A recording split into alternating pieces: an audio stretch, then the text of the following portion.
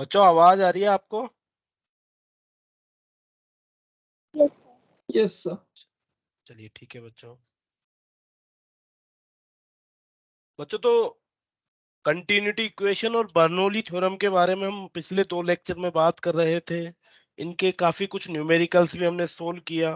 Basically दो चीज है, किसी भी फ्लूइड फ्लो में, किसी भी पाइप के थ्रू जब कोई फ्लूइड फ्लो हो रहा है तो कंटिन्यूटी इक्वेशन में हमने बात की कि यहाँ पे जो मास फ्लो रेट है वो कांस्टेंट रहने वाली है कंटिन्यूटी इक्वेशन से, और वहां से एक इंपॉर्टेंट रिजल्ट निकाला हमने A1V1 इक्वल्स टू A2V2।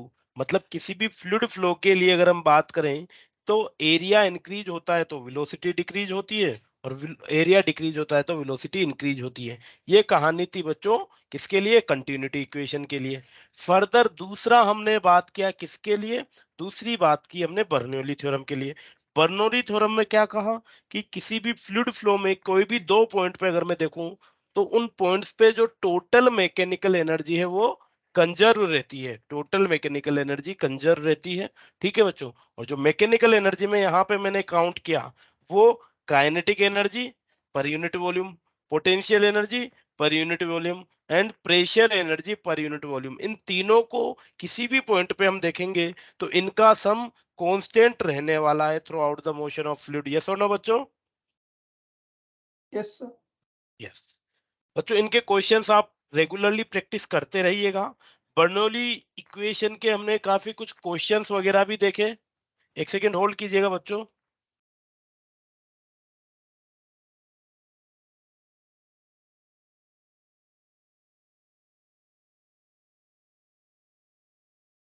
चलिए ठीक है बच्चों। अब हम आगे बात करते हैं लिक्विड, जिसके बारे में हम बात कर रहे थे उसकी कुछ प्रॉपर्टीज के बारे में। बच्चों आपने डे टू डे लाइफ में बहुत सारे लिक्विड्स को देखा होगा। कुछ लिक्विड्स इजीली फ्लो हो जाते हैं, जैसे वाटर वगैरह है या पेट्रोल है या डीजल है, ये इजीली फ्लो हो जाते हैं कंपेरेटिव अ लिक्विड। जैसे हम बात करें हनी की, या रोड बनता है तब डामर वगैरह आपने देखा होगा बच्चों। Yes sir. क्या कहेंगे उसको? डामर को कोई प्रॉपर वर्ड है इंग्लिश में, या आपको भी हिंदी में डामर ही याद है? टार, टार बोलते शायद। कोई आइडिया? बेटा म्यूट कर लीजिए आप। चलिए तो हम बात करते हैं जैसे हनी की। तो हनी बच्चों जब हम उसको फ्लो कराते हैं हनी, तो बहुत स्लोली स्लोली वो फ्लो होता है एज कंपेयर टू वाटर वगैरह। तो बेसिकली ये सब क्यों होता है? ये होता है फ्लूइड की एक प्रॉपर्टी। फ्लूइड की एक प्रॉपर्टी जिसे हम कहेंगे क्या? विस्कोसिटी। तो विस्कोसिटी बेसिकली एक प्रॉपर्टी हो जाएगी फ्लूइड की, जिससे वो क्या कंट्रोल करता है? उसके फ्लो को गवर्न करता है। और फ्लो को किस तरीके से गवर्न करेगा बच्चों? विस्कोसिटी की वजह से क्या होता है बच्चों? विस्कोसिटी की वजह से जो लिक्विड की दो एडजेसेंट लेयर हैं, विस्कोसिटी के कारण क्या है?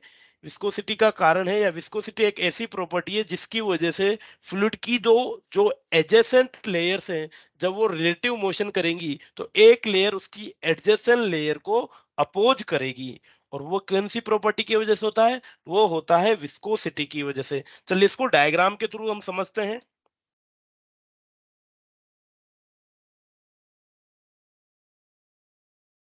Viscosity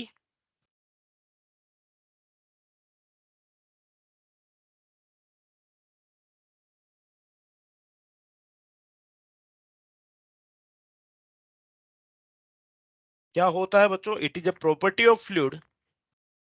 viscosity is a property of fluid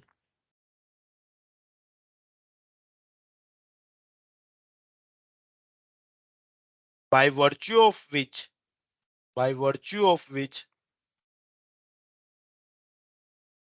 viscosity is the property of fluid by virtue of which it opposes the relative motion, by which it opposes the relative motion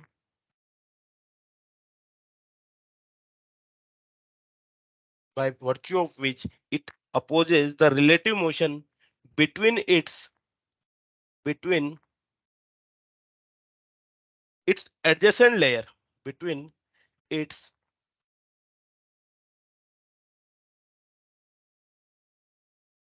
adjacent layer. ठीक है बच्चों, तो fluid की जो adjacent layers होंगी वो एक दूसरे के रिलेटिव मोशन को अपोज करेंगी, और इस प्रॉपर्टी को ही हम विस्कोसिटी कहते हैं। बच्चों ये क्या कहीं ना कहीं फ्लूइड फ्रिक्शन की तरह हो जाएगा? फ्रिक्शन में भी क्या होता था, सॉलिड फ्रिक्शन जब हम बात करते थे, सॉलिड फ्रिक्शन क्या होता था कि दो सॉलिड ऑब्जेक्ट्स जब एक दूसरे के कांटेक्ट में आके रिलेटिव मोशन करते थे, तो वो एक दूसरे के रिलेटिव मोशन को अपोज करते थे। यस और नो बच्चों? Yes sir. Yes, sir. Yes. तो सॉलिड फ्रिक्शन, अब हम फ्रिक्शन को डिफाइन कर दे चलिए। तो एक होता था हमारा सॉलिड फ्रिक्शन। सॉलिड फ्रिक्शन में क्या होता था, दो सॉलिड ऑब्जेक्ट एक दूसरे के ऊपर रिलेटिव मोशन करेंगे, तो वो रिलेटिव मोशन को अपोज करने वाला फोर्स। यहाँ पे क्या होगा, यहाँ पे फ्लूइड फ्रिक्शन आ गया। कोई भी जो फ्लूइड है, फ्लूइड की जो दो एडजेसेंट लेयर है, वो एडजेसेंट लेयर एक दूसरे के रिलेटिव मोशन को अपोज करेगी। उसे ही हम क्या कहेंगे बच्चों, इस जिस प्रॉपर्टी की वजह से वो अपोज कर रही है वो प्रॉपर्टी हो जाएगी विस्कोसिटी, और ये जो फोर्स है ये हो जाएगा हमारा fluid friction. It is the fluid friction. It is the fluid friction.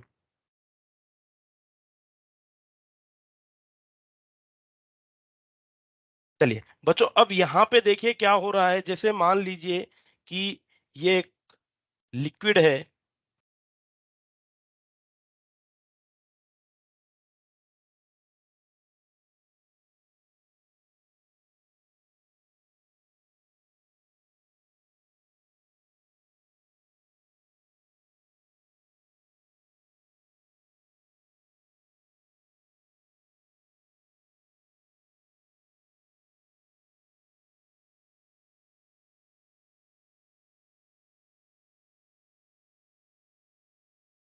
चलिए, तो ये दो एडजेसेंट लेयर दिख रही होंगी आपको बच्चों, ठीक है, कंजिगेटिवली। एक ये ऊपर वाली लेयर और एक ये नीचे वाली लेयर, दो फ्लूइड की ये लेयर्स हम अज्यूम कर लेते हैं बच्चों। तो ये फ्लूइड की जो लेयर है, जब ये फॉरवर्ड डायरेक्शन में मोशन करेगी, तो जो ये नीचे वाली लेयर है, ध्यान से देखिएगा, ये जो नीचे वाली लेयर है, ऊपर वाली लेयर नीचे वाली लेयर को अपने साथ लेके जाने की कोशिश करेगी, और नीचे वाली लेयर इसके मोशन को अपोज करेगी। समझ में आई बच्चों बात? मैं इन दोनों लेयर्स की बात कर रहा हूं। ये दो जो एडजेसेंट लेयर्स हैं, इन एडजेसेंट लेयर की अगर हम बात करें, तो ऊपर वाली लेयर जब फ्लो कर रही होगी, तो ये अपने साथ नीचे वाली लेयर को लेके जाने की कोशिश करेगी, और नीचे वाली लेयर इसके मोशन को अपोज करती है। बेसिकली यहाँ पे ये नीचे वाली लेयर इस ऊपर वाली लेयर पे एक फोर्स लगाएगी, और वो फोर्स टेंजेंशियल फोर्स होगा बच्चों, पैरेलल टू द लेयर होगा। यस और नो?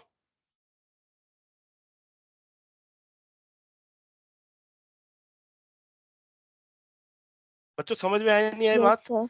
किस तरीके से जो एडजेसेंट नीचे वाली लेयर है, ये अपनी ऊपर वाली लेयर पे एक टेंजेंशियल फोर्स लगाएगी, जिसकी वजह से यहाँ पे इसके मोशन को रेजिस्टेंस मिलेगा। और इस internal tangential force which tend to retard the relative motion between the adjacent layer, ये जो टेंजेंशियल फोर्स लग रहा है, यही इन लेयर के मोशन को रिटार्ड करेगा। और इस फोर्स को, ये जो टेंजेंशियल फोर्स लग रहा है, इस फोर्स को हम नाम दे देंगे बच्चों विस्कस फोर्स। तो एक तो हमने पढ़ा कि लिक्विड में प्रॉपर्टी होती है विस्कोसिटी, जिसकी वजह से वो क्या करता है, रिलेटिव मोशन को अपोज करता है। और जिस फोर्स के साथ ये लेयर आपस में एक दूसरे के रिलेटिव मोशन को अपोज करेगी, वो हो जाएगा हमारा विस्कस फोर्स। ठीक है बच्चों, तो विस्कस फोर्स को हम डिफाइन कर सकते हैं।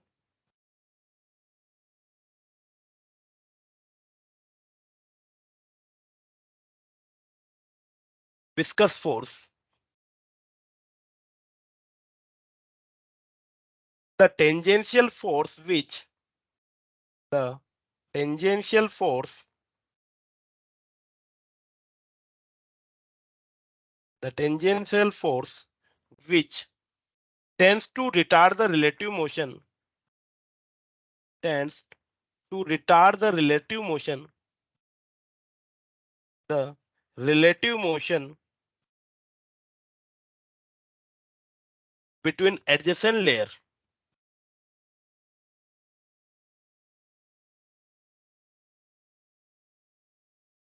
Between the adjacent layers. ठीक है, तो ये जो फोर्स यहाँ पे टेंजेंशियली एक्ट कर रहा है, यही हमारा क्या होगा बच्चों, यही हमारा विस्कस फोर्स हो जाता है। चलिए अब मान लीजिए हम बात करते हैं कि ये एक फ्लूइड है, इस फ्लूइड में ये वेरियस लेयर्स हैं बच्चों। यहाँ पे जो ये नीचे ही नीचे की लेयर है, ये जो नीचे ही नीचे की लेयर होने वाली है, इसकी वेलोसिटी में क्या मान लेता हूँ, बिल्कुल ये जो पाइप के कांटेक्ट में रहने वाली है या बॉटम पे है, इसकी वेलोसिटी 0 है बच्चों। यहाँ पे वेलोसिटी में कुछ v मान लेता हूँ, और जो ये टॉप मोस्ट लेयर है, ये मान लेते हैं किसी v डेल्टा v वेलोसिटी से फ्लो हो रहा है। जैसे जैसे हम फ्लूइड में बॉटम से ऊपर की तरफ जाएंगे, ये वेलोसिटी बढ़ती जाएगी। ठीक है, तो यहाँ पे velocity v plus delta v है। जैसे जैसे नीचे आएंगे, यहाँ पे विस्कस फोर्स एडजेसेंट लेयर्स पे लगता जाएगा और वेलोसिटी कम होती जाएगी। अल्टीमेटली नीचे नीचे नीचे आते आते ये वेलोसिटी क्या हो जाएगी, 0 हो जाएगी। चलिए मान लीजिए हम बात करें, ये एक लेयर जहां वेलोसिटी v है और एक लेयर जहां पे velocity v plus delta v है। इन दोनों लेयर्स के बीच की जो परपेंडिकुलर डिस्टेंस है बच्चों, ये जो दो लेयर्स है जहां पे वेलोसिटी v से delta v plus delta v तक चेंज हुई है, इन दोनों लेयर्स के बीच की जो डिस्टेंस है वो मैं मान लेता हूं डेल्टा v। तो बच्चों यहाँ पे एक टर्म हम दिखते हैं, क्या चीज, वेलोसिटी ग्रेडियंट। क्या चीज, एक टर्म डिफाइन कर देते हैं, वेलोसिटी ग्रेडियंट। और ये वेलोसिटी ग्रेडियंट क्या हो जाएगा बच्चों, वेलोसिटी ग्रेडियंट हो जाएगा rate of change of velocity, rate of rate of change of velocity, rate of change of velocity with distance, rate of change of velocity with distance, rate of change of velocity with distance perpendicular to, distance कौन सी ले रहे हैं बच्चों, distance ले रहे हैं हम perpendicular to flow. The rate of change of velocity with distance perpendicular to flow, to direction of flow. तो बच्चों ये जो टर्म हमारी आई है वेलोसिटी ग्रेडियंट, क्या ये कितनी वेलोसिटी चेंज हुई है बच्चों, जब मैं डेल्टा वाई परपेंडिकुलर डिस्टेंस जा रहा हूं तो वेलोसिटी v से v प्लस डेल्टा v हुई है, तो वेलोसिटी ग्रेडियंट हमारा हो जाएगा delta v upon delta Y. हर एक डेल्टा वाई डिस्टेंस के लिए जो वेलोसिटी का चेंज मिला मुझे, वो कितना मिला, डेल्टा v मिल गया है।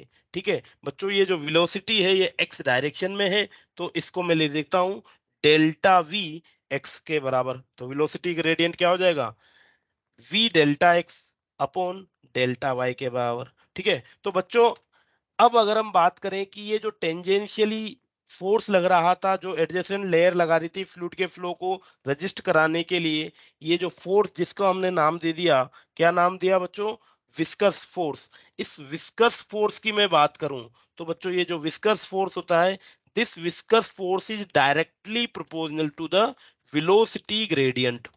जो विस्कस फोर्स लगेगा किन्हीं भी दो एडजेसेंट लेयर के बीच में, वो किस पे डिपेंड करेगा, एक तो डिपेंड करेगा कि उस फ्लूइड फ्लो में वेलोसिटी ग्रेडियंट क्या है। ठीक है जी, तो F is directly proportional to delta V X by delta Y.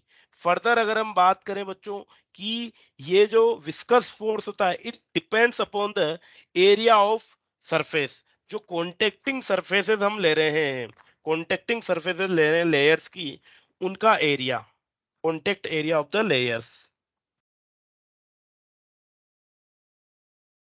Contact area of layers. ठीक है बच्चों, तो F directly proportional to A। ठीक है, चलिए यहाँ पे इनको हम मर्ज कर दे, दोनों को, इक्वेशन 1 इसे ले लो, ये इक्वेशन 2 ले लो, दोनों इक्वेशन को मर्ज कर दे तो जो विस्कस फोर्स है हमारा, it is directly proportional to A into delta V X upon delta Y. और बच्चों प्रोपोर्शनलिटी साइन को अगर हम बटाएं तो यहाँ पे हमें कांस्टेंट मिलेगा, and this viscous force will be equals to एक कोफिशिएंट, एक कांस्टेंट हमने इंट्रोड्यूस कर दिया जिसे हम कहेंगे नीटा।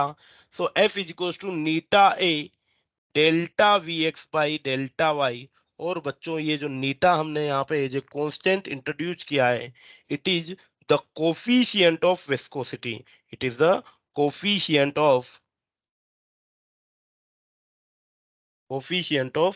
विस्कोसिटी। तो किसी भी लिक्विड के लिए जो विस्कस फोर्स लगेगा वो किस पे डिपेंड करने वाला है कि कॉन्टेक्ट एरिया क्या है, वेलोसिटी ग्रेडियंट क्या है, और उस लिक्विड के लिए कोफिशिएंट ऑफ विस्कोसिटी क्या रहने वाला है बच्चों। ठीक है, जिसे हम नीटा कहेंगे। ठीक है, विस्कस फोर्स नीटा पे डिपेंड करेगा, कोफिशिएंट ऑफ विस्कोसिटी पे भी डिपेंड करने वाला है। बच्चों अगर मैं कोफिशिएंट ऑफ विस्कोसिटी के लिए फॉर्मूला देखूं तो क्या मिल जाएगा, it will be equals to F into delta Y, या फिर इसको रीअरेंज करके हम लिखें तो बच्चों नीटा will be equals to F upon A, divided by delta V X upon delta Y लिखा जा सकता है बच्चों। देखिए, F upon A divided by delta V X by delta Y. बच्चों ये जो फोर्स है ये टेंजेंशियल फोर्स है। ये जो फोर्स विस्कस फोर्स हमने देखा था, कौन सा फोर्स था, टेंजेंशियल फोर्स। और अगर हम मैकेनिकल प्रॉपर्टीज ऑफ सॉलिड वाले चैप्टर में देखें, वहां चले तो tangential force per unit area एक क्वांटिटी डिफाइन करता था, कौन सा होता था बच्चों, tangential force per unit area. Different type की स्ट्रेस हमने पढ़ी थी, longitudinal stress, volumetric stress and shear stress. Shear stress में जो फोर्स होता था वो टेंजेंशियल फोर्स होता था बच्चों। Yes sir. यस, तो यहाँ पे भी फोर्स क्या है, टेंजेंशियल फोर्स है। टेंजेंशियली लेयर पे जो फोर्स लग रहा है और उस फोर्स पर यूनिट एरिया क्या हो जाएगा हमारे पास, ये हो जाएगी shear stress. So the coefficient of viscosity for a given liquid is the ratio of shear stress to, देखिए बच्चों, अब ये जो टर्म है delta V X upon delta Y, delta V X upon delta Y को क्या मैं लिख सकता हूं, ये हो जाएगी बच्चों शेयर रेट या shear strain rate, shear strain rate. चलिए इसको देखते हैं ये शेयर स्ट्रेन रेट कैसे आई। मान लीजिए बच्चों हम वापस से यहां पे चलते हैं, यहां पे हमने देखा कि वेलोसिटी vx है इस लेयर, जब हम कोई डेल्टा वाई लेंथ पे चलते हैं, फ्लूइड किसी पर्टिकुलर लेयर से वर्टिकली डेल्टा वाई लेंथ पे चलते हैं तो वेलोसिटी का चेंज क्या आ गया, डेल्टा vx चेंज आ गया। और अगर हम शियर स्ट्रेन को देखें बच्चों, तो शियर स्ट्रेन को हम क्या लिखते थे, शियर स्ट्रेन इज, देखिएगा चेक कीजिएगा, मान लीजिए ये एक लेयर है,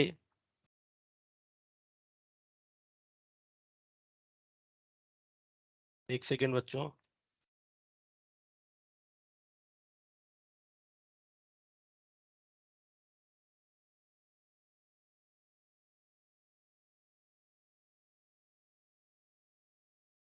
चलिए ये एक लेयर है और ये उसकी एडजेसेंट लेयर है बच्चों। यहाँ पे अगर हम बात करें कि यहाँ पे वेलोसिटी v है, यहाँ पे velocity v plus delta v है। ठीक है, इन दोनों लेयर के बीच की डिस्टेंस y है। चलिए किसी भी t टाइम पे अगर हम देखें, किसी भी t टाइम पे, तो इस लेयर का ये पॉइंट यहाँ पे है, और सिंस ऊपर वाली लेयर की वेलोसिटी थोड़ी सी ज्यादा है तो गिवन टाइम पे ये यहाँ पे एग्जिस्ट कर रहा है, यस और नो। टी टाइम पे कोई पार्टिकल यहाँ पे है और उससे एडजेसेंट जो पार्टिकल है ऊपर वाली लेयर का वो यहाँ एग्जिस्ट कर रहा है। मान लेते हैं अगर ये डिस्टेंस x है और ये डिस्टेंस डेल्टा y है, ये डिस्टेंस डेल्टा y है, तो बच्चों क्या शियर स्ट्रेस जो थी, shear strength sorry shear strength जो थी, क्या वो x अपॉन डेल्टा y के बराबर हुआ करती थी, यस और no. Yes sir. Yes yes, sir. Shear strain X upon delta Y. मैं बात कर रहा हूं यहाँ पे shear strain rate, shear strain rate, shear strain rate क्या हो जाएगी, shear stress, shear strain per unit time क्या हो जाएगी ये बच्चों, shear strain per unit time, shear strain upon time. और बच्चों यहां से मैं लिख सकता हूं 1/t into X upon delta Y. X upon T क्या हो जाएगा बच्चों?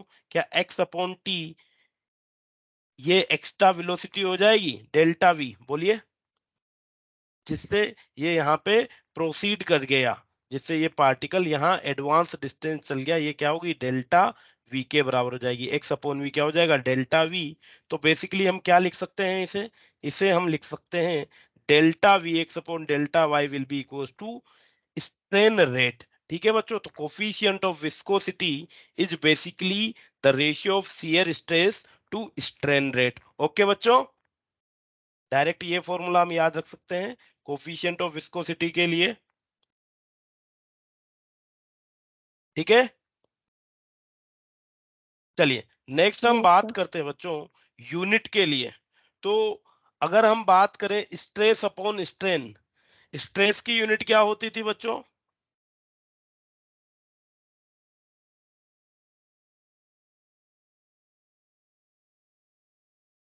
स्ट्रेस की यूनिट भूल गए सब? Newton per metre. Newton Newton per per newton meter. Per metre square. Newton per metre square divided by strain की यूनिट।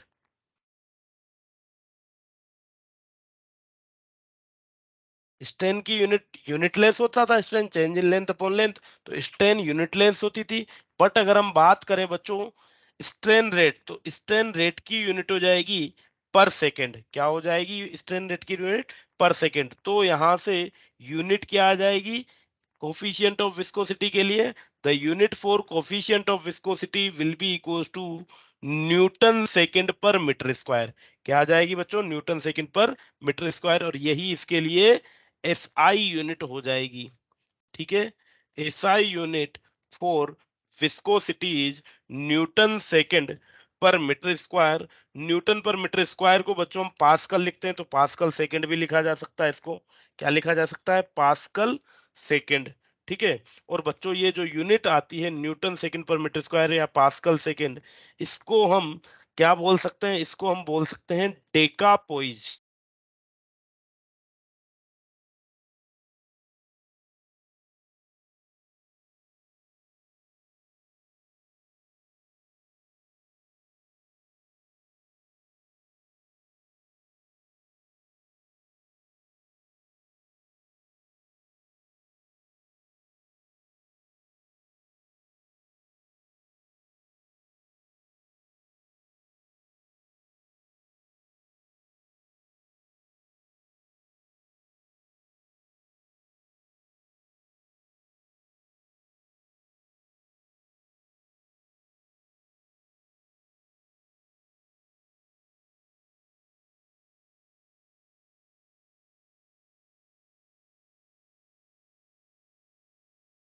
बच्चों आवाज आ रही है अब? Yes, sir.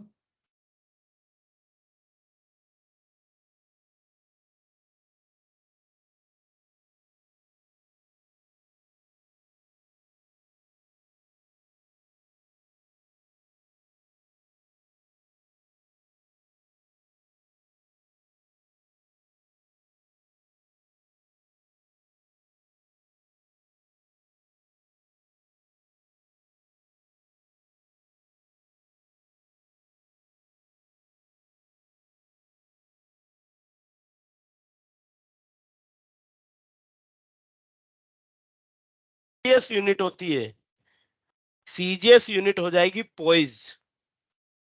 पोइज is the CGS unit for coefficient of viscosity. Relation देखें अगर हम डेका पोइज और पोइज में, तो ऑब्वियसली इट इज क्या हो जाएगा? 1 deca poise equals to 10 poise. Yes और no? 1 deca poise 1 deca poise is equals to 10 poise. ये एसआई और सीजीएस यूनिट के बीच में हमें रिलेशन मिल जाएगा। बच्चों यूनिट इसके लिए हमने Newton second per metre square बता दी है। बताइए इसके लिए डायमेंशंस क्या होने वाले हैं? कोफिशिएंट ऑफ विस्कोसिटी के लिए डायमेंशंस क्या हो जाएंगे?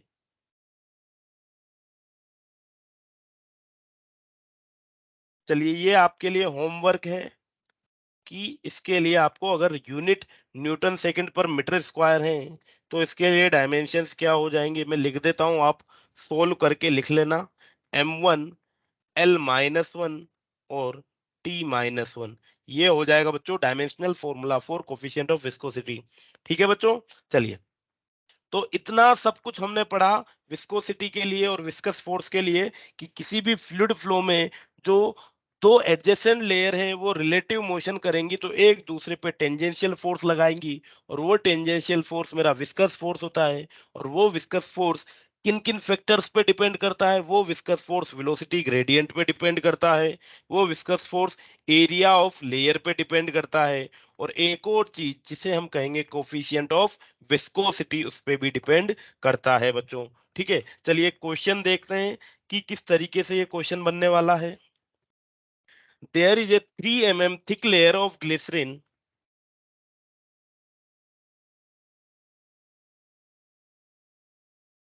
There is a 3 mm thick layer, there is a thick 3 mm thick layer of glycerin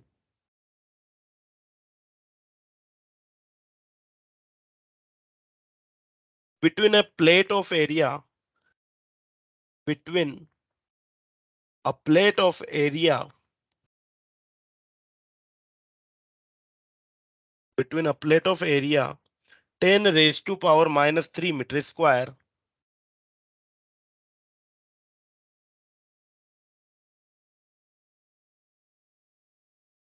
If the coefficient of viscosity of glycerine is, if the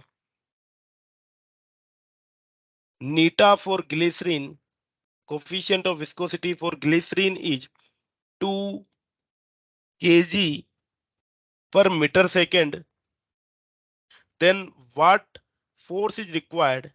Then what force is required? Then what force is required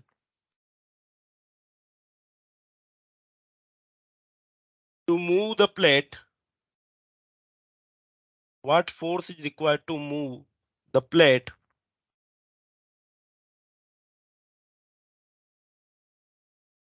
with a velocity of, to move the plate with a velocity of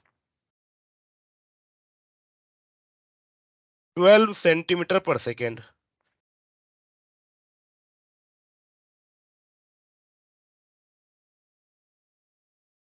ठीक है बच्चों, question समझ में आ गया? क्या दिया हुआ है हमें? हमें दिया हुआ है कि ये एक 3 mm थिक लेयर ग्लिसरीन की लेयर है, ठीक है, जिसका एरिया 10⁻³ मीटर स्क्वायर है।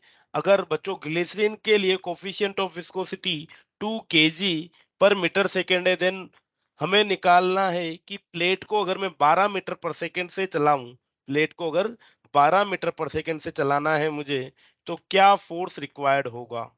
चलिए देखिएगा।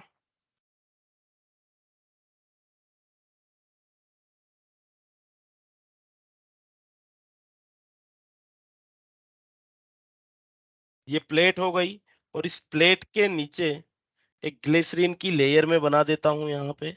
ये एक बहुत पतली 3 mm की ग्लिसरीन की लेयर है बच्चों।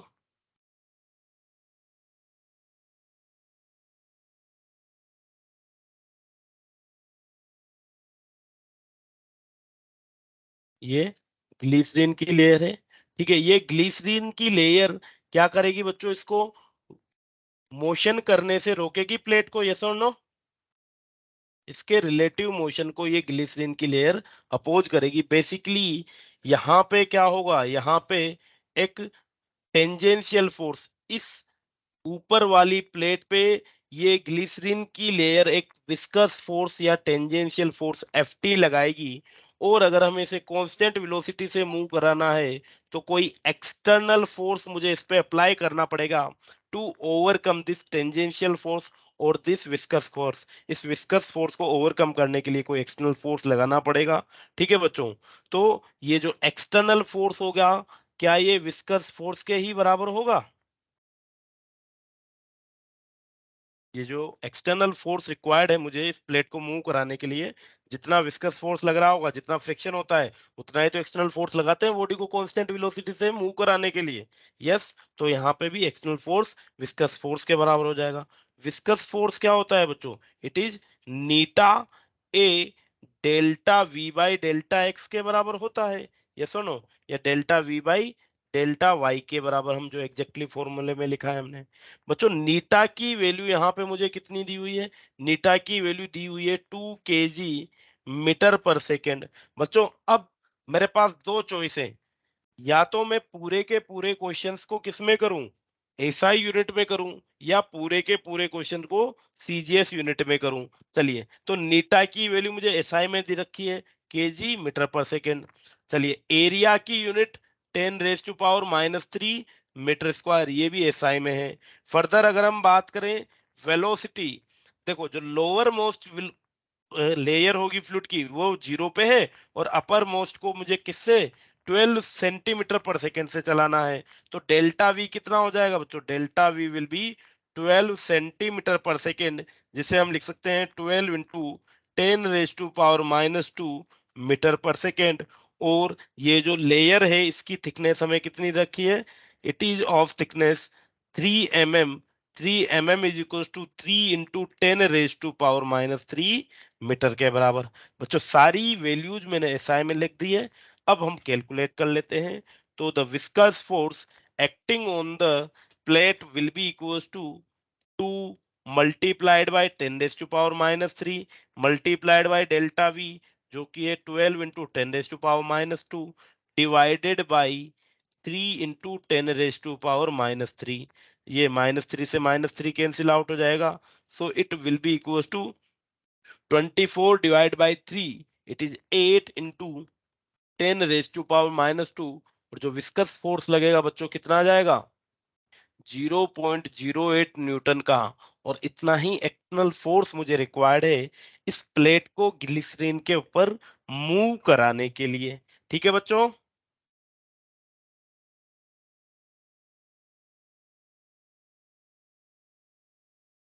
बच्चों समझ में आई नहीं आई बात? Yes, sir. है ना? चलिए ठीक है बच्चों। चलिए नेक्स्ट आगे बढ़ते हैं बच्चों। हमने विस्कोसिटी के बारे में बात कर ली। कोफिशिएंट ऑफ विस्कोसिटी एक टर्म हमने निकाल ली, जो कि या तो हम लिख सकते हैं क्या, shear stress upon shear rate, या F upon A tangential force per unit area divided by velocity gradient. इससे हम कोफिशिएंट ऑफ विस्कोसिटी को किसी भी लिक्विड के लिए ऑब्टेंड कर सकते हैं। चलिए बच्चों नेक्स्ट टॉपिक हम यहाँ पे पढ़ते हैं इसी से रिलेटेड, वो है हमारा Stokes law and terminal velocity.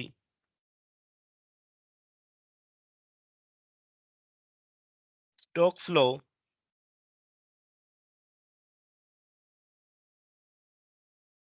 and terminal velocity.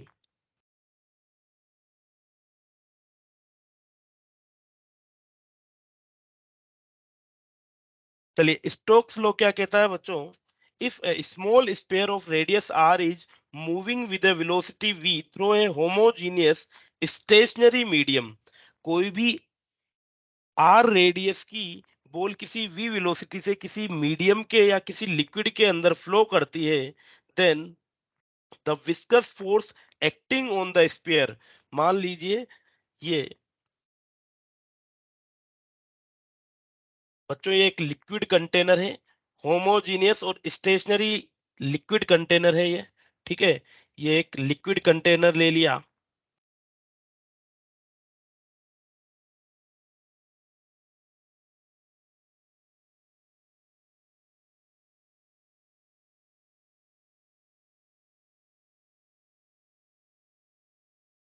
ये हमने एक स्टेशनरी लिक्विड है। इस लिक्विड के लिए बच्चों नीटा क्या है? इस लिक्विड के लिए नीटा अगर कोफिशिएंट ऑफ विस्कोसिटी है, कोफिशिएंट ऑफ विस्कोसिटी,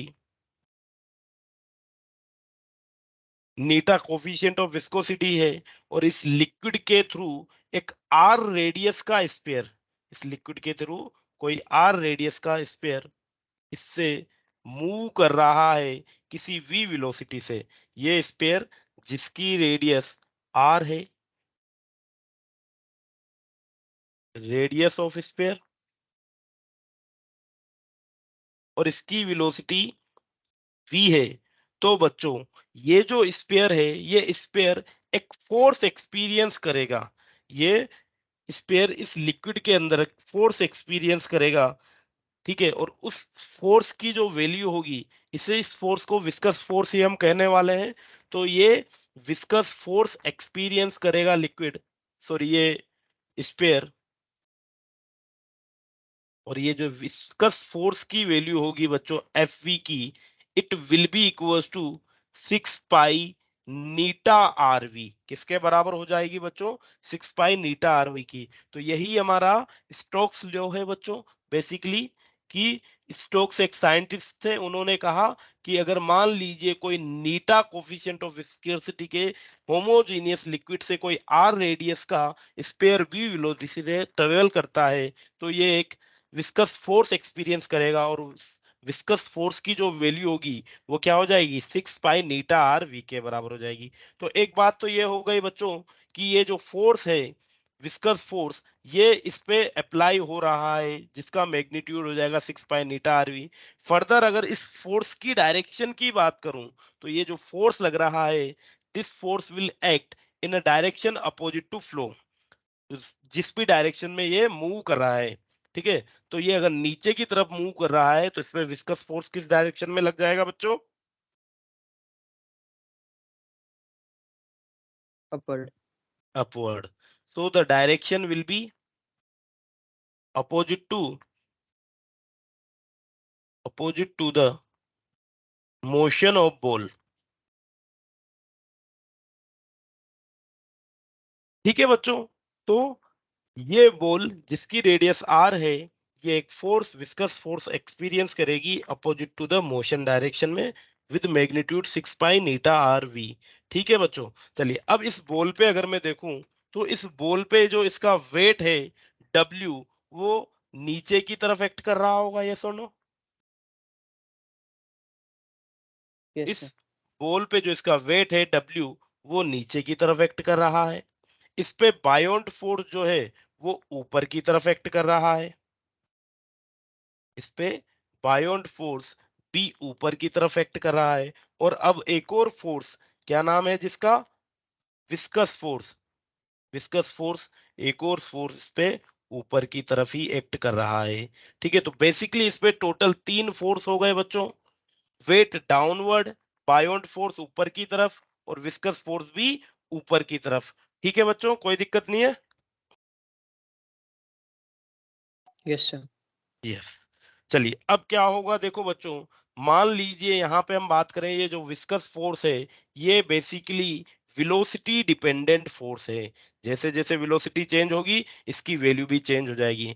मान लेते हैं अगर मैं बात करूं कि इस स्फीयर पे जो नेट फोर्स होने वाला है, वो क्या हो जाएगा? मान लेते हैं वेट इसका ज्यादा है, इसका वेट ज्यादा है, जो लिक्विड है, लिक्विड की डेंसिटी में क्या मान लेता हूं? लिक्विड की डेंसिटी सिग्मा मान ली जाए, लिक्विड की डेंसिटी सिग्मा है, और इस ऑब्जेक्ट की डेंसिटी रो है, इस ऑब्जेक्ट की डेंसिटी रो है, ठीक है बच्चों। और रो अगर ग्रेटर देन सिग्मा हुआ, density of object is greater than density of sigma, तो बेसिकली इस पे पॉसिबिलिटी है कि डब्ल्यू ज्यादा होगा, वेट ज्यादा होगा, क्योंकि स्फीयर की डेंसिटी ज्यादा है, तो ये डूबने की कोशिश ही करेगा, और डूबने की कोशिश कर रहा है तो डेफिनेटली वेट ज्यादा है। तो F net will be equals to W minus B plus F V के बराबर हो जाएगा बच्चों, यस और नो? Yes, sir. यस। इस पे जो नेट फोर्स हो जाएगा, वो W minus B plus F V के बराबर हो जाएगा।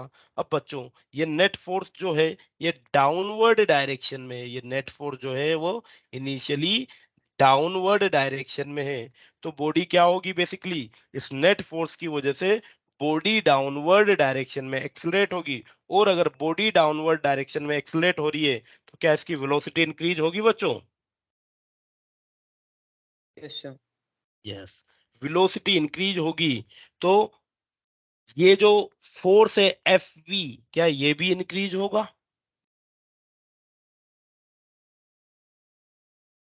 वेलोसिटी इंक्रीज होगी तो जो ये विस्कस Yes, sir. फोर्स है 6 pi Neeta R we, we बढ़ेगा तो ये वी बढ़ेगा, और ये टोटल वैल्यू जो है बी प्लस एफ वी ये इंक्रीज होगी, तो नेट फोर्स धीरे धीरे घट रहा है, यस और नो? Yes, sir. यस, ये नेट फोर्स धीरे धीरे घट रहा है, और ये एक ऐसी वैल्यू आ जाएगी जब बच्चों धीरे धीरे ये नेट फोर्स क्या हो जाएगा, जीरो के बराबर हो जाएगा। देखिए क्या हो जाएगा, एक ऐसा टाइम आएगा जब ये नेट फोर्स क्या हो जाएगा, जीरो हो जाएगा, और उस वक्त W बराबर बी प्लस एफ वी के बराबर आ जाएगा। और बच्चों जब ये W बराबर बी प्लस एफ वी आ जाएगा तो अब इस पे नेट फोर्स जीरो हो गया। नेट फोर्स जीरो होते ही ये जो स्पेयर है इस लिक्विड के अंदर अब कांस्टेंट वेलोसिटी से मूव करना चालू कर देगा, और इस कांस्टेंट वेलोसिटी को ही हम क्या कहेंगे, इस कांस्टेंट वेलोसिटी को हम कहेंगे टर्मिनल वेलोसिटी। क्या कहेंगे बच्चों, टर्मिनल वेलोसिटी। तो टर्मिनल वेलोसिटी को किस तरीके से डिफाइन किया जा सकता है, when a solid sphere falls in a liquid its accelerating velocity is controlled by the viscous force। जो इसकी accelerating velocity है ये किसके द्वारा, viscous force के द्वारा कंट्रोल्ड की जाती है, controlled by the viscous force, and hence it attained a constant velocity which is known as the terminal velocity। ठीक है बच्चों, लिख देता हूं मैं, when a solid sphere falls through, when a solid sphere falls through, solid sphere falls in a liquid, falls in a liquid,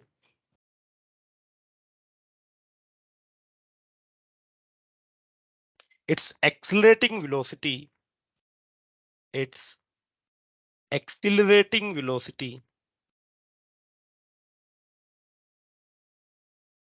its accelerating velocity is controlled by, its accelerating velocity is controlled the viscous force, by the viscous force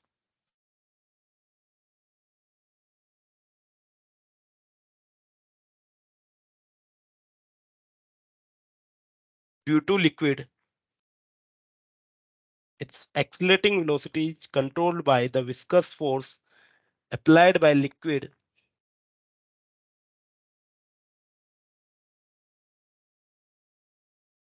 and hence it attained a constant velocity, and hence it attains a constant velocity which is known as, which is known as terminal velocity।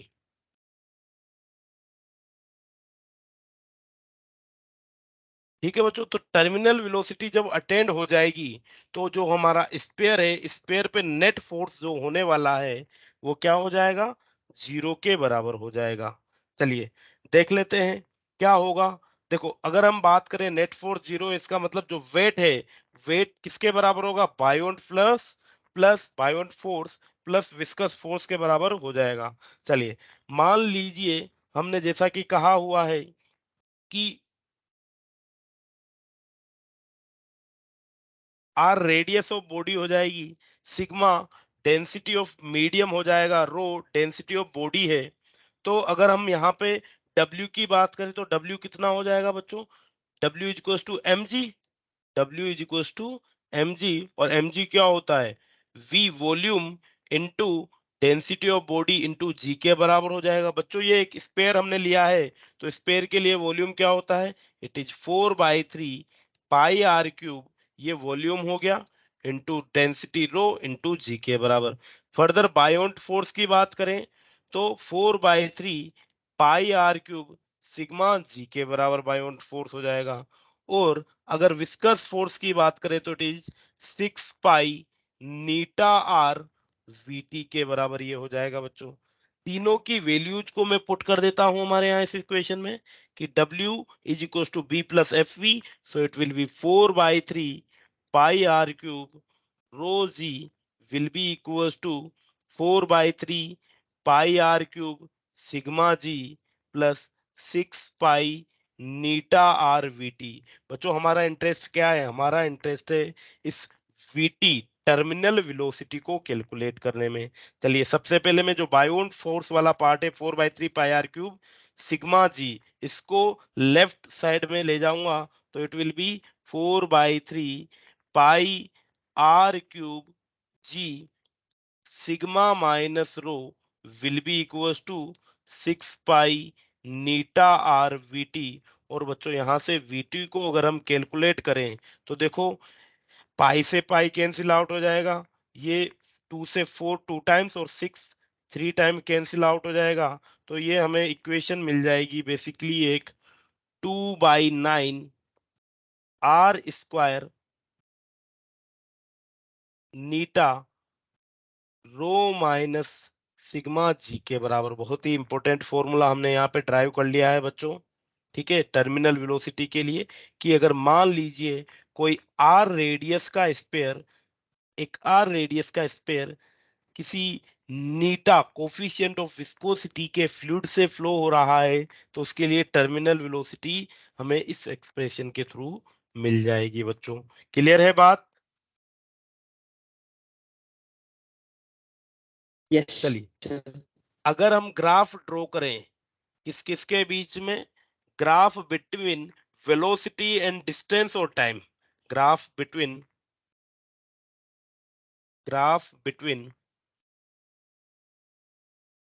Velocity graph between velocity and time ही लिख देते हैं, या तो time के लिए, या अगर हम बात करें डिस्टेंस तो डिस्टेंस के लिए भी सेम ही ग्राफ हमें मिलने वाला है, या तो टाइम या डिस्टेंस के साथ वेलोसिटी का ग्राफ देखें किसी भी ऑब्जेक्ट के लिए, किसी भी स्पेयर के लिए जो किसी लिक्विड के अंदर फ्लो हो रहा है तो हमें कुछ इस तरीके से मिल जाएगा बच्चों, देखिएगा। चलिए ये ग्राफ हमें मिल जाएगा कुछ इस तरीके से। इनिशियली हमने क्या किया है बच्चों, बॉल को ड्रॉप किया है, और जब बॉल को ड्रॉप करते हैं तो इसकी वेलोसिटी क्या होती है? 0 होती है, यस और नो? Yes, जब बॉल को यहां से देखेगा इस इसमें हमने क्या किया, इस कंटेनर में इस बॉल को फ्रीली ड्रॉप कर दिया। फ्रीली ड्रॉप करते हैं तो इसकी वेलोसिटी इनिशियली 0 होगी, और वेलोसिटी 0 होगी तो ये 0 से अपना मोशन स्टार्ट करेगा। अब देखो क्या होता है, जैसे जैसे ये नीचे की तरफ जाएगा तो एक्सलेट होगा तो वेलोसिटी बढ़ेगी, वेलोसिटी बढ़ेगी तो साथ साथ ये जो पार्ट है एफवी भी बढ़ेगा। तो बेसिकली क्या हो रहा है यहाँ पे कि जैसे जैसे ये एक्सलरेट करेगा, इसके एक्सलरेशन एक्सिलरेटिंग वेलोसिटी को जो विस्कस फोर्स है वो काउंटर करेगा, वो रिड्यूस करेगा। तो बेसिकली नेट फोर्स क्या होगा, धीरे धीरे बच्चों नेट फोर्स धीरे धीरे कम हो रहा है। नेट फोर्स धीरे धीरे कम हो रहा है तो क्या एक्सेलरेशन भी कम हो रहा है? किसी भी ऑब्जेक्ट के लिए नेट फोर्स धीरे धीरे कम हो रहा है, वेरिएबल फोर्स है, वेरिएबल फोर्स बेसिकली धीरे धीरे डिक्रीज हो रहा है तो एक्सेलरेशन भी डिक्रीज हो रहा है। और अगर एक्सेलरेशन डिक्रीज हो रहा है तो इसका वेलोसिटी टाइम ग्राफ कुछ इस तरीके से मिलने वाला है, यस और नो भाई? एक्सेलरेशन डिक्रीज हो रहा है तो जो वीटी टाइम ग्राफ का स्लोप है क्या वो क्या होगा, वो धीरे धीरे कम होगा बच्चों, यस और नो? तो यहाँ पे आप देखोगे इस पॉइंट पे या इस पॉइंट पे धीरे धीरे स्लोप डिक्रीज हो रहा है, और जब पार्टिकल टर्मिनल वेलोसिटी को अटेंड कर लेगा तो स्लोप क्या हो जाएगा, 0 हो जाएगा। और वीटी ग्राफ का स्लोप 0 हो गया तो मतलब एक्सेलरेशन भी क्या हो जाएगा, 0 हो जाएगा। तो कुछ इस तरीके का हमें ग्राफ मिलेगा between velocity and time for a freely falling body, freely falling body. चलिए एक और ग्राफ हम देखते हैं बच्चों, दूसरा ग्राफ किसके लिए, ग्राफ बिटवीन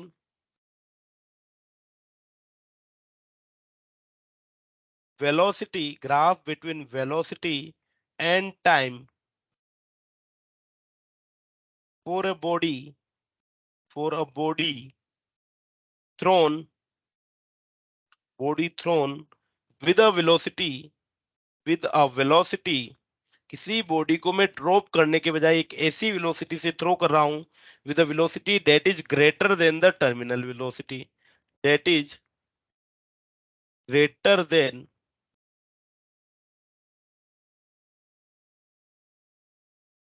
टर्मिनल वेलोसिटी। बच्चों अब क्या होगा, मान लीजिए यहां पे मैंने इसको फ्रीली ड्रॉप करने के बजाय किसी ऐसी वेलोसिटी से फेंका जो टर्मिनल वेलोसिटी से ज्यादा है, तो क्या हम कह सकते हैं कि उस केस में जो विस्कस फोर्स होगा वो, या sum of viscous force and buoyant force will be greater than weight, yes और नो? भाई टर्मिनल वेलोसिटी पे तो W Yes, बराबर sir. F V plus B के बराबर हो जाता है, पर अगर वेलोसिटी टर्मिनल वेलोसिटी से ज्यादा है तो एफ वी प्लस बी की वैल्यू डेफिनेटली W से बराबर होगी, W से बड़ी होगी। और अगर एफ वी प्लस बी की वैल्यू W से बड़ी होगी तो अब यहाँ पे नेट फोर्स लगेगा ऊपर की डायरेक्शन में, और नेट फोर्स ऊपर की डायरेक्शन में मतलब वेलोसिटी से अपोजिट लग रहा है, तो यहाँ पे ये पार्टिकल क्या करेगा, ये स्फेरिकल बॉडी रिटार्ड करेगी। और कब तक रिटार्ड करेगी, जब तक कि इसकी वेलोसिटी क्या ना हो जाए बच्चों, जब तक कि इसकी वेलोसिटी टर्मिनल वेलोसिटी पे ना आ जाए। और एक बार इसने अपनी वेलोसिटी को टर्मिनल वेलोसिटी के बराबर कर दिया तो ये उस कांस्टेंट वेलोसिटी से, जिसे हमने टर्मिनल वेलोसिटी नाम दिया है, उसी से मूव करती रहेगी। और इसके लिए जो बच्चों वेलोसिटी टाइम ग्राफ रहेगा, ठीक है, इस केस में जो वेलोसिटी टाइम ग्राफ देखने को मिलेगा वो कुछ इस तरीके से देखने को मिलेगा। और यही हमारी क्या हो जाएगी बच्चों, टर्मिनल वेलोसिटी हो जाएगी। ओके बच्चों, तो ये डायरेक्ट क्वेश्चंस पूछ लिए जाते हैं कि बताइए टर्मिनल वेलोसिटी के लिए क्या ग्राफ होगा, दोनों केसेस में, जब फ्रीली ड्रॉप करते हैं या फिर जब हम इसे थ्रो करते हैं। बच्चों क्लियर है बात? Yes, sir. यस। चलिए एक छोटा सा क्वेश्चन करते हैं बच्चों। Two ball made up of same material, two balls made up of same material, two balls made up of same material have masses m and 8m। दो बॉल्स हैं जिसके मटेरियल सेम है, इनके मासेस m एंड 8m है। Find the ratio of their terminal velocity in same velocity, same medium. Find the ratio of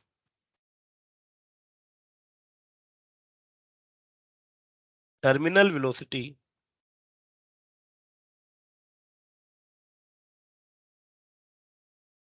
in same liquid. चलिए देखिए बच्चों क्या होता है टर्मिनल वेलोसिटी।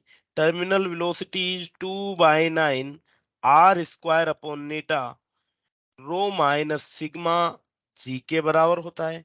चलिए मटेरियल सेम है तो रो का मान सेम हो गया, जी का मान सेम है, सिग्मा की वैल्यू, लिक्विड सेम है तो liquid density is same. Further अगर हम बात करें लिक्विड सेम है तो कोफिशिएंट ऑफ विस्कोसिटी भी सेम हो गया। तो क्या मैं लिख सकता हूं, for the two balls of same material the कोफी terminal velocity is directly proportional to R square. Yes और नो बच्चों?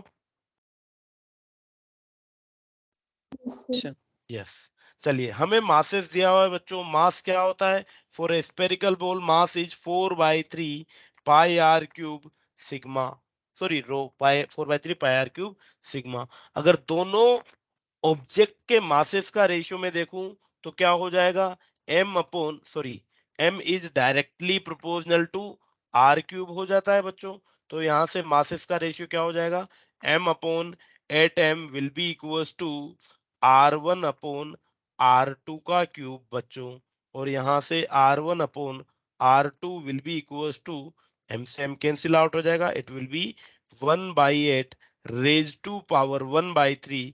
क्या मैं इसे 1/2 लिख दूं बच्चों, R1 और R2 का रेशियो 1/2 के बराबर हो जाएगा। चलिए टर्मिनल वेलोसिटी निकालने के लिए मुझे केवल और केवल रेडियस की जरूरत थी, रेडियस का रेशियो मुझे यहाँ पे मिल गया है। चलिए तो the ratio of terminal velocity vt1 upon vt2 will be equals to r1 upon r2 का स्क्वायर। r1 बाय r2 की वैल्यू है बच्चों 1/2, सो इसका स्क्वायर कर देंगे तो the ratio of terminal velocity for two balls having mass m and eight m will be equals to 1/4। Okay बच्चों? Yes, sir. यस बच्चों, अब यहाँ पे क्वेश्चन बनता है एक ड्रॉप्स का। ठीक है, मान लीजिए क्वेश्चन की फॉर्मेट में हम बात कर लेते हैं कि n आइडेंटिकल बॉल्स हैं, n आइडेंटिकल बॉल हैं। ठीक है, हर एक की जो टर्मिनल वेलोसिटी है किसी लिक्विड के अंदर वो vt है। हर एक आइडेंटिकल बॉल है, हर एक की रेडियस r है और इनकी टर्मिनल वेलोसिटी vt है। अब हमने क्या किया बच्चों, इन आइडेंटिकल बॉल्स जिसकी हर एक बॉल की स्मॉल बॉल की रेडियस r है, इनको एक बड़ी ड्रॉप की फॉर्म में बना लिया। इनको हमने एक बड़ी ड्रॉप की फॉर्म में बना लिया, एक सिंगल बॉल बनानी जिसकी रेडियस कैपिटल r है और सेम लिक्विड के अंदर अगर इसकी टर्मिनल वेलोसिटी vt डैश है तो vt डैश और vt के बीच में क्या रिलेशन हो जाएगा। देखिए, क्वेश्चन समझ में आया बच्चों? क्या पूछना चाह रहा हूं मैं कि n आइडेंटिकल बॉल है जिसकी रेडियस r है। चलिए ये कुछ इस तरीके से ले लीजिए, ये छोटी छोटी बॉल हो गई बच्चों। n बॉल्स है जिनकी रेडियस r और नंबर ऑफ बॉल्स n है, इनको मिक्स करके एक बड़ी बॉल बना दी जिसकी रेडियस कैपिटल r है। इन बॉल्स के लिए टर्मिनल वेलोसिटी किसी लिक्विड के अंदर vt थी, इस बड़ी बॉल के लिए हमें टर्मिनल वेलोसिटी फाइंड आउट करनी है। चलिए, इससे पहली बात जो हम यहाँ पे करने वाले हैं बच्चों, इस पूरी प्रोसेस में जब हम इन आइडेंटिकल बॉल को मिक्सअप करेंगे तो क्या जो वॉल्यूम ऑफ बॉल्स है वो सेम रहने वाला है? यस और नो? वॉल्यूम ऑफ बॉल क्या हो जाएगा? Yes, N sir. Into total volume हमारे पास हो जाएगा N into 4/3 pi R cube के बराबर। तो एन बॉल है, हर एक बॉल का वॉल्यूम 4/3 पाई आर क्यूब है और ये मिक्स करके एक बड़ी स्फेरिकल ड्रॉप बना देगी। It will be 4/3 pi capital R cube. बच्चों 4/3 पाई से 4/3 पाई कैंसिल आउट हो जाएगा, तो यहाँ से हमें मिलेगा R cube will be equal to n small r cube and r will be equals to n raised to power 1/3 r के बराबर हो जाएगा। कोई दिक्कत नहीं है बच्चों? Radius of the bigger ball will be n raised to power 1/3 into r small r। Further अगर हम बात करें कि बच्चों जो टर्मिनल वेलोसिटी होती थी किसी भी गिवन मटेरियल के लिए, देखो डेंसिटी सेम है, लिक्विड की डेंसिटी सेम है, कोफिशिएंट ऑफ विस्कोसिटी सेम है, तो vt जो डायरेक्टली प्रोपोर्शनल होता है, it is directly proportional to R square. Yes और नो?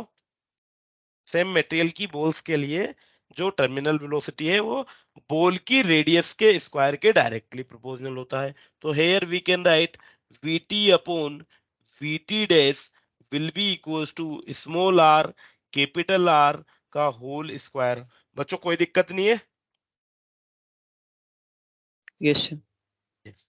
तो यहां से v डैश t की वैल्यू हमें मिल जाएगी, vt dash will be equals to vt into capital R upon small R का होल स्क्वायर। बच्चों कैपिटल आर की वैल्यू स्मॉल आर की फॉर्म में हम रख देते हैं तो it will be vt dash equals to vt into capital R is n raise to power 1/3 small R divided by R का होल स्क्वायर। और यहां से इस बिगर ड्रॉप के लिए जो टर्मिनल वेलोसिटी हमें मिल जाएगी, it will be n raise to power 2/3 vt के बराबर हो जाएगी। बच्चों क्लियर है? Yes, sir. यस। चलिए अब एक छोटा सा क्वेश्चन देखिए, ये जो हमने एक ड्राइव किया है इसके लिए छोटा सा question. 64 identical drops 64 identical drops है, उनको हमने रेन ड्रॉप्स को कंबाइन किया जिसके लिए हर एक आइडेंटिकल ड्रॉप के लिए जो वेलोसिटी थी टर्मिनल वेलोसिटी वो बच्चों 10 मीटर पर सेकेंड थी। ठीक है, तो रेन ड्रॉप्स है, जिनके लिए टर्मिनल वेलोसिटी 10 मीटर पर सेकेंड है। ऐसी 64 ड्रॉप्स को मैंने क्या कर दिया, कंबाइन कर दिया और एक बड़ी ड्रॉप बना दी। जो बड़ी ड्रॉप बनेगी यहाँ पे, उस बड़ी ड्रॉप की वेलोसिटी क्या हो जाएगी बच्चों? अगर ये बड़ी ड्रॉप मैंने बना दी 64 छोटी ड्रॉप को मिला के, जिसमें हर एक ड्रॉप की वेलोसिटी 10 मीटर पर सेकेंड थी, तो क्या यहाँ पे बड़ी ड्रॉप की velocity vt dash will be equals to n raise to power 2/3 into VT के बराबर होनी चाहिए। n की वैल्यू कितनी है? 64 raise to power 2/3 multiplied by VT 10। बच्चों 64 रेज टू पावर 2/3, इसको क्या लिख सकते हैं? इट इज 4 का होल स्क्वायर इंटू 10। ठीक है, 64 की पावर 1/3 कितना हो जाएगा? 4 हो जाएगा। 4 का square into 10, it will be 160 metre पर सेकेंड। यस और नो बच्चों? Yes, sir. चलिए एक और क्वेश्चन बताइएगा। अगर आप 27 आइडेंटिकल बॉल हैं, 27 आइडेंटिकल बॉल हैं, हर एक स्मॉल बॉल की जो टर्मिनल वेलोसिटी है वो 1 मीटर पर सेकेंड है, बताइए जो बिगर ड्रॉप होगी उसकी टर्मिनल वेलोसिटी क्या हो जाएगी? 9 meter per second. 9 मीटर पर सेकेंड। वेरी गुड बच्चों। चलिए कल कंटिन्यू करेंगे इसे, फिर हमारा सरफेस टेंशन वाला पार्ट भी कल स्टार्ट होगा बच्चों। ठीक है, thank you everyone. Thank you, sir. Thank you बच्चों, थैंक यू।